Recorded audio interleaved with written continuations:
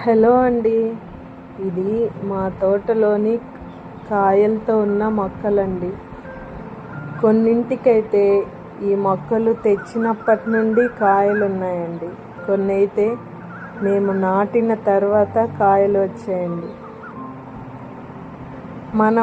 మన తోటలో నాటిన మొక్కలకైనా, లేకుంటే మన గార్డెన్లో, లేకుంటే టెర్రస్ పైన, మన పెరట్లో అయినా మనం నాటిన మొక్కలకు చిన్న పువ్వైనా, పిందైనా, కాయైనా వస్తే అది మనకి గొప్ప విషయమే, ఆశ్చర్యంగానే ఉంటుంది. నాకైతే